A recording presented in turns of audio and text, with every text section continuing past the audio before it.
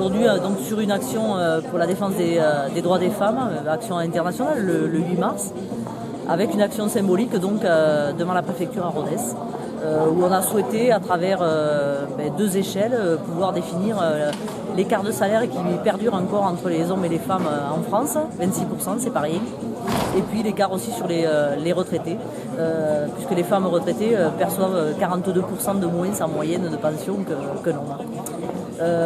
Plusieurs sujets à défendre et sur lesquels la CGT elle mène des actions. C'est l'égalité professionnelle dans l'entreprise à travers des négociations annuelles obligatoires. Un souhait aussi de faire évoluer les lois pour qu'on arrive à peut-être pénaliser un peu plus les entreprises qui ne respectent pas leurs obligations d'égalité.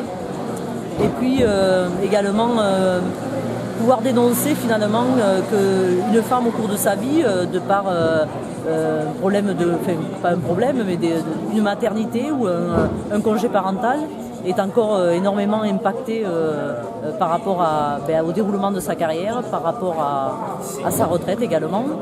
Se dire aussi que c'est compliqué d'avoir une évolution professionnelle peut-être égale à celle des hommes, parce que encore aujourd'hui la charge familiale ou la charge des tâches ménagères incombe encore beaucoup aux femmes, même si on est en pleine évolution.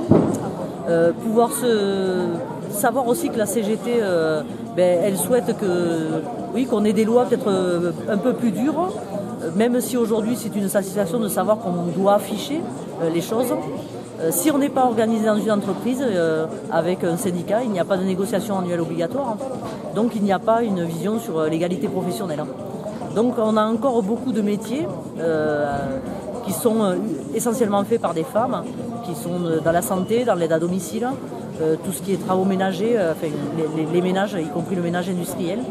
Et on demande à ce que ces métiers soient revalorisés, et les grilles de salaire aussi, puisque il y a beaucoup là de salariés pauvres et également donc en répercussion qui feront des retraités pauvres. Voilà. Se dire aussi que peut-être qu'il y a un point à donner également justement comment on partage la parentalité. Peut-être ouvrir des droits pour les hommes qui maintiendraient une égalité parfaite, qui n'est pas plus une femme qui s'occupe des enfants qu'un homme, ou qui s'occupe de l'éducation des enfants. Et puis faire en sorte également qu'au sein de l'entreprise, par rapport aux attitudes sexistes ou au harcèlement sexuel, puisqu'encore 30% de femmes se déclarent en France victimes de harcèlement sexuel dans l'entreprise au sein du travail, faire en sorte que les entreprises aillent encore plus loin, même si on a fait des textes aujourd'hui qui amènent on va dire des points d'alerte de savoir comment traiter ce harcèlement au sein de l'entreprise. On a encore une grosse difficulté comment on accompagne ces personnes, ces victimes, dans l'entreprise, pourquoi pas avec une mobilité fonctionnelle et géographique, pour qu'elles puissent être traitées en tant que victimes, mais aussi pouvoir travailler à leur avenir.